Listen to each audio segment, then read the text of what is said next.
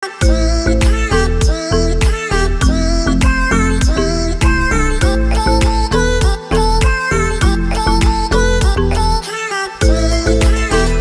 pagi sahabat matematika Karya, jumpa lagi channel Matematika Karya.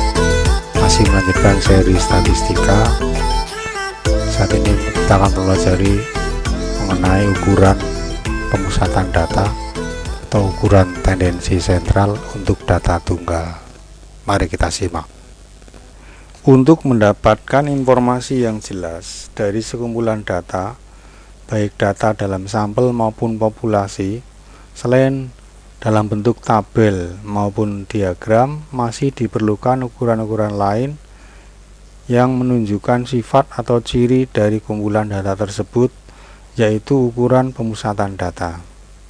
Ukuran pemusatan data atau istilah lainnya adalah ukuran tendensi sentral, memberikan gambaran bagaimana suatu data cenderung memusat ke suatu nilai tertentu. Misalnya, sekumpulan data dari hasil ujian matematika dalam suatu kelas mempunyai rata-rata 7.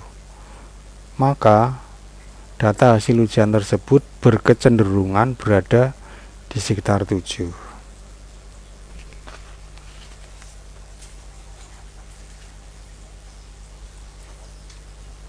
Ukuran pemusatan data ada 3, yaitu min atau rata-rata itu, median, dan modus. Min untuk data tunggal dan data tunggal berbobot. Misalkan data tunggal memiliki n datum, yaitu x1, x2, x3 sampai dengan xn. Min data tunggal dihitung dengan menggunakan rumus x bar, membacanya x bar sama dengan x1 ditambah x2 tambah x3 sama dengan xn dibagi n, atau bila ditulis pakai notasi sigma xi untuk i sama dengan 1 sampai n dibagi n. Untuk data tunggal yang berbobot, x bar sama dengan f1 x1 tambah f2 x2 ditambah f3 x3 sampai dengan fn xn dibagi f1 plus f2 plus f3 sampai dengan fn. Atau kalau ditulis pakai notasi sigma fi xi untuk i sama dengan 1 sampai n dibagi sigma fi untuk i sama dengan 1 sampai dengan n. Sebagai contoh misalnya, tentukanlah min dari data berikut. Penyelesaiannya x bar, ya ini kita jumlahkan saja datanya, 6 tambah 4 tambah 8 tambah 10 tambah 11 tambah 10 tambah 7 56 dibagi 7 8. Untuk yang B ini masuk data tunggal berbobot. Maka untuk memudahkan perhitungan rata-ratanya bisa kita tambahkan satu baris lagi, yaitu fx.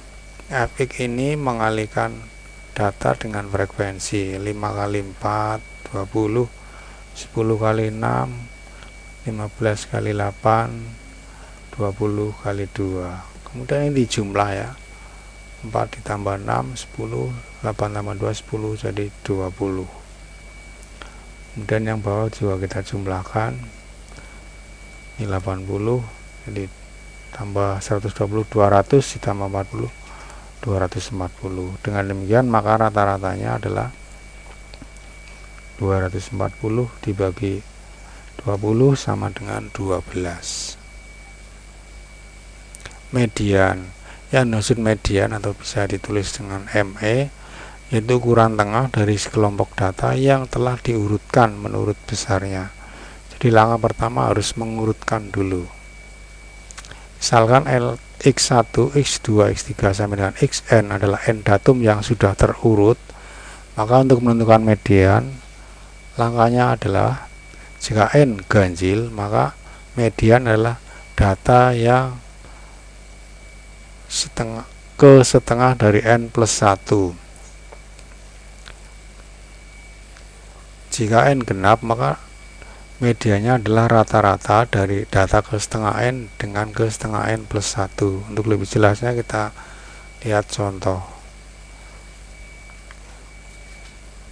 Ini ada 3 contoh. Tentukan median dari data 11, 10, 9, 8, 5, 13, 8, 45 dan seterusnya. Ini diurutkan dulu ya. Diurutkan dari yang terkecil adalah 4, kemudian 5, 6, 8 muncul 2 kali, 9, lalu 10, 11, 13.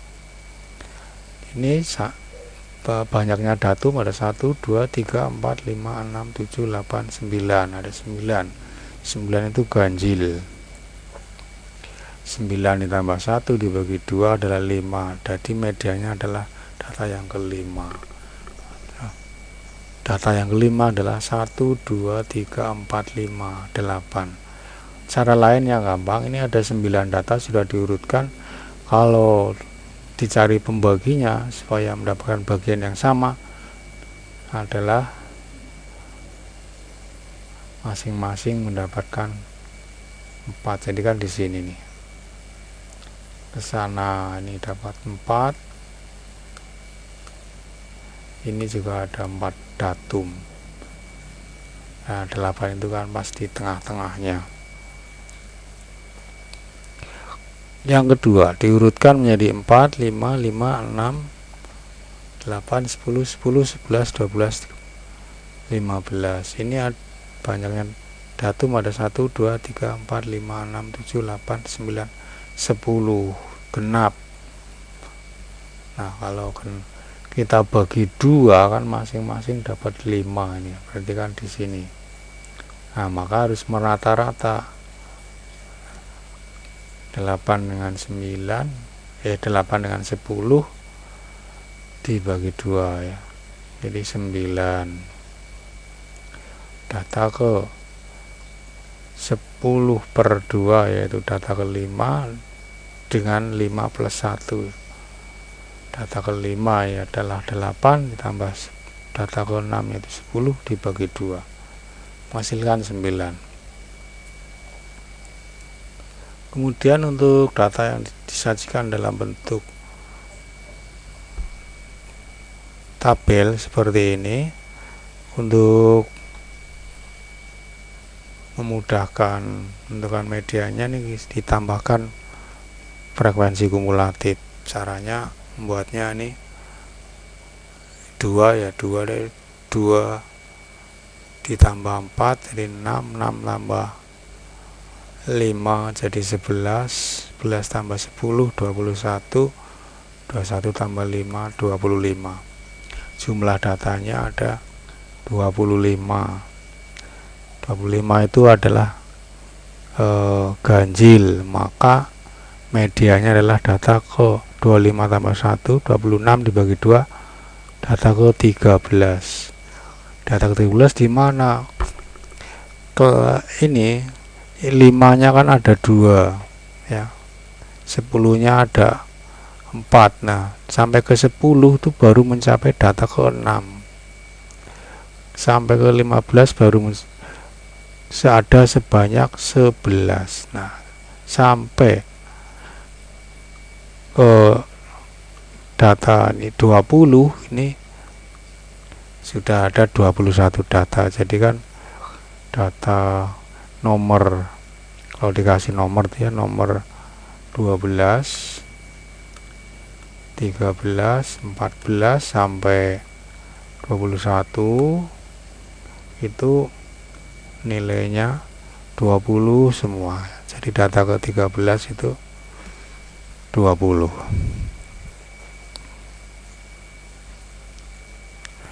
Yang berikutnya adalah modus. Modus atau MO dari suatu data adalah datum yang paling sering muncul atau yang memiliki frekuensi tertinggi. Nah, ini untuk yang pertama ini yang paling banyak kan, yang paling sering muncul lah 5, berarti modusnya 5. Yang B 6 dan 7 sama-sama muncul 2 kali. Jadi modusnya ada 6 dan 7. Yang C tidak ada yang paling sering, masing-masing muncul 3 kali. Jadi modusnya ini tidak ada. Kemudian untuk yang D jelas ya, modusnya adalah 20. Kenapa 20? Karena 20 muncul paling tinggi, yaitu 10 kali. Kemudian untuk materi pengayaan ada rata-rata gabungan.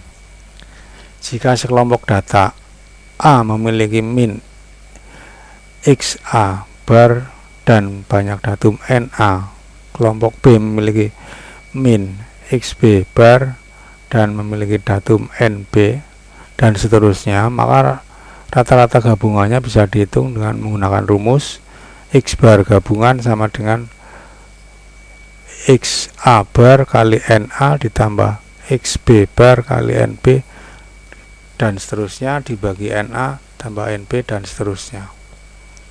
Contohnya demikian. Rata-rata ulangan matematika dari kelas 12 MM1, 12 MM2, dan 12 MM3 masing-masing 75, 80, dan 87.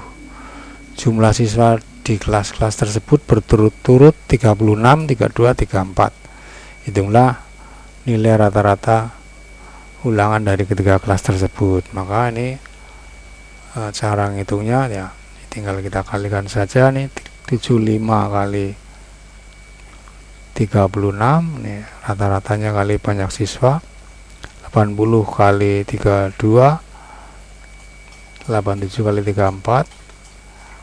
Kemudian jumlah seluruh siswa dijumlahkan di bagian penyebut. Lalu ini kita hitung, menghasilkan 8.218 dibagi 102 atau 80,57.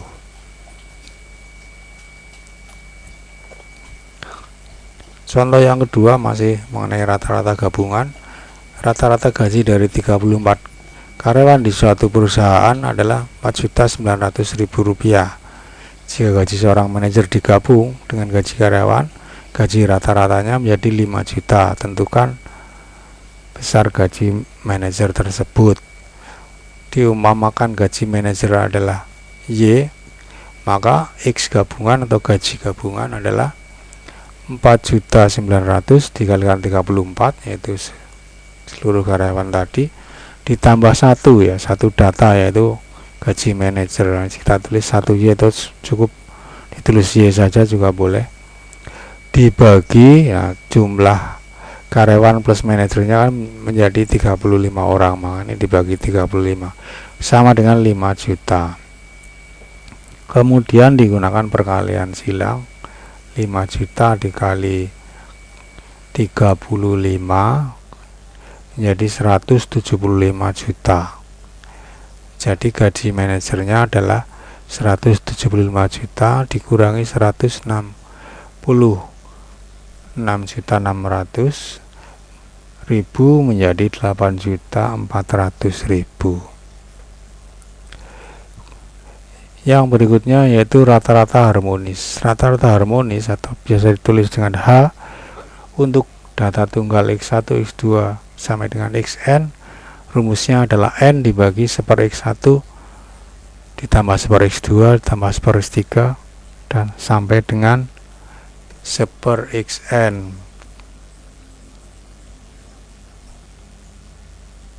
Contohnya, 3 mobil A, B, dan C melakukan perjalanan sejauh 600 km.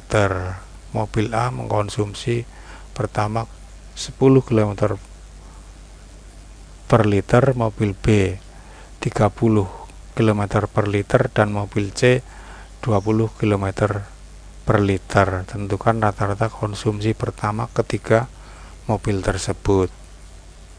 Nah, jika kita menggunakan rata-rata hitung, maka kita peroleh rata-ratanya adalah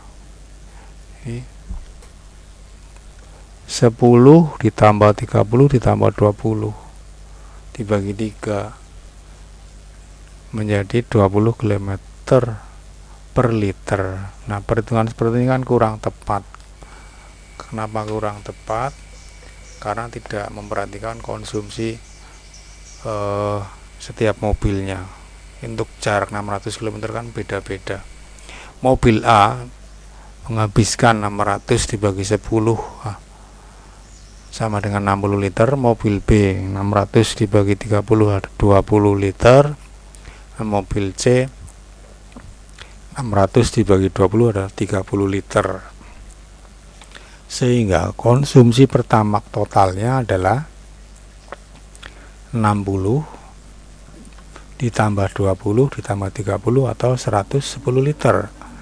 Dengan demikian maka konsumsi rata-ratanya kan ada 3 mobil, berarti 3 kali 600. Ini kan jarak yang ditempuh dibagi keseluruhan pemakaian pertamax yaitu 110 liter menghasilkan 16,36 liter. Nah, perhitungan seperti tadi bisa langsung dikerjakan menggunakan rata-rata harmonis, yaitu 3 dibagi 1/10 ditambah 1/30 ditambah 1/20. Ini disamakan ya, penyebutnya jadi 60 dengan 10 jadi 60 dikalikan 6, 30 jadi 60 dikali 2, 20 kali 60 dikali 3. Jumlahkan ini jadi 11/60. 3 dibagi 11/60 menjadi 3 kali 60 per 11 sama dengan 11,36 liter.